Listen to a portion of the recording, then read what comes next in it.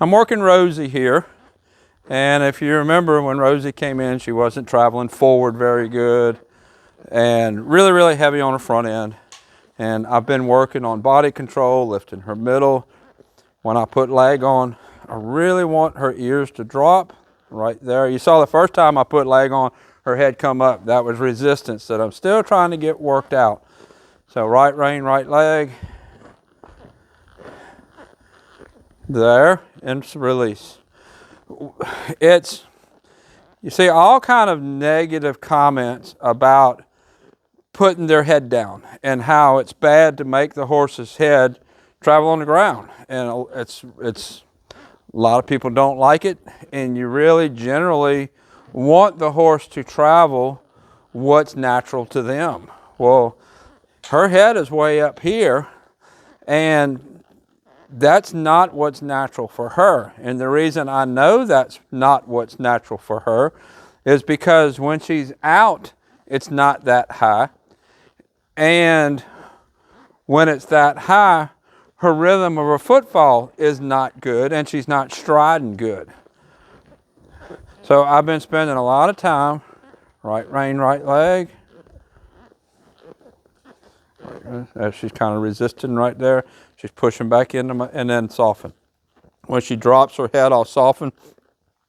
The head falling is the big reaction that you see. The small reaction that I'm really after is her shoulders to elevate, because she's so heavy on her front end. She's carrying all her weight there. Her head is up. She's resistant. Her legs are stiff. She's not engaging in her back end very good. So as I ride her around, she relaxes her head. She learns to carry herself better. Right there, it's going up again. Right rein, right leg. Right rein, right leg. I'm kind of there, and release. Kind of massaging my spur around just a little bit, wanting her to trying to get her to relax. Let's change directions. What I'd really like is every time I pick up my hand or touch with my leg, her ears lower a little bit. Not lower to the ground lower. I'm not looking for that much reaction, but what I am looking for there is to just soften just a little bit. And if you notice then, when her ears softened, her rhythm got better, her pace got better. And when her head is up, her rhythm is not as good. Right now, she's walking out pretty good with a nice low headset. Now, if you watch when her head comes up, her pace isn't going to be as good. She's not going to be striding out as good. So I've been spending a lot of time doing this, just some walk, some trot. In the last video, we were talking about transitions. I'm working on her transitions, just asking her to just walk and relax.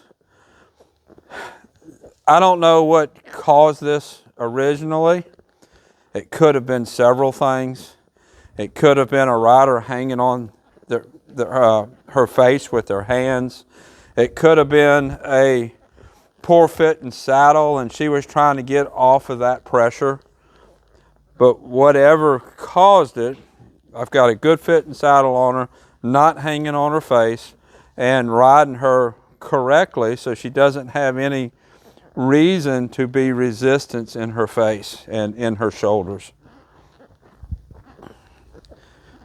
She's turning out to be a nice horse, nice riding horse. She used to get really grouchy when I'd ask her to do something. And you've seen, even still, I'll put leg on her and she'll kind of, right there, see her head come up and our pace slow? That's what I'm talking about. Right rein, right leg, soften her head, pace gets better. Now her head come out, pace slow down, right rein, right leg, softened, and her pace got better, her pace and her stride. Whatever caused that, I think she was trying to avoid some sort of pain or some sort of discomfort, and that's what got her there. But now there's no pain or discomfort anywhere, so I'm working on getting her to carry her body better. It's going to take a long time for us to get totally fixed. I want to get these cues really, really solid with her so that when she goes home and the owner asks her to soften her head, she will. And I think, there we go. I think the owner will be able to keep this going once this cue is really, really solid. You've noticed a couple times here, I put leg and rein on her, and it took a couple of steps. Like right there, I've had left rein, left leg for a couple steps. Now she's softened.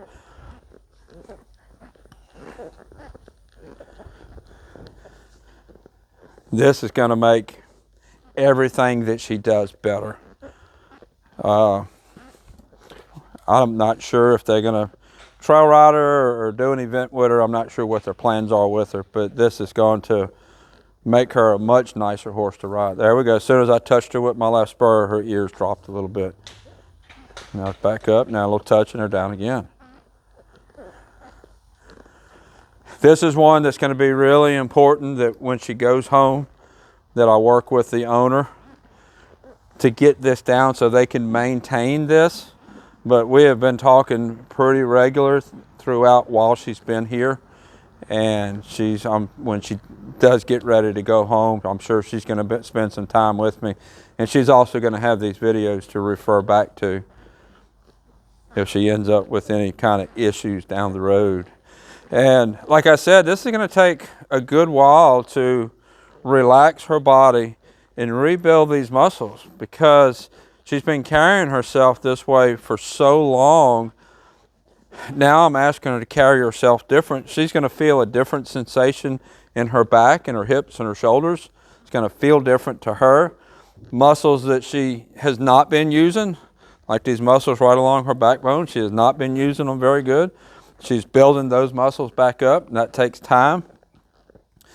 That's why it's really important that from the time a horse is first started, see right there, that was kind of a stretch because it feels weird.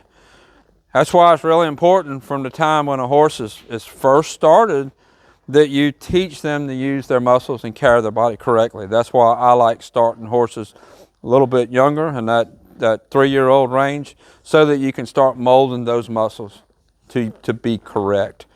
That sets the horse for a better future, and I believe less injuries and a healthier life. A lot of people talk about the impact to their joints and their skeletal system when they're started at that age. It's not the fact that they are started and ridden that age, it's what's done with them when they're started and ridden at that age. That's what makes the difference. You have to be smart about it.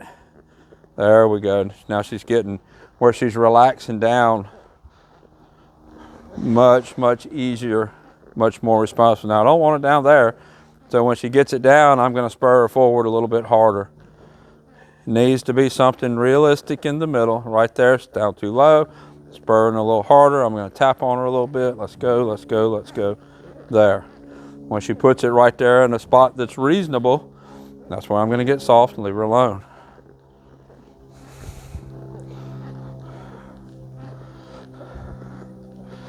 It's possible to carry this too far to the extreme to make a horse carry the nose all the way on the ground. That's what happened back in some Western pleasure events, and a lot of people complain about it in reining too, but a lot of the reining horses nowadays, they want their head down there. That's not, the horse wants their head down there. They're bred with their conformation, that's what's comfortable for them. And I see all kinds of comments that horses don't run around in the pasture with the nose on the ground. The reining horses here do. They're going to carry themselves out in the pasture like their conformation says they should. And when she's out, this is about where her head is. It's not way up here like a giraffe in resistance. That resistance was caused from a discomfort somewhere. The discomfort is fixed. Now I have to work the muscles to undo that habit. So this is Rosie.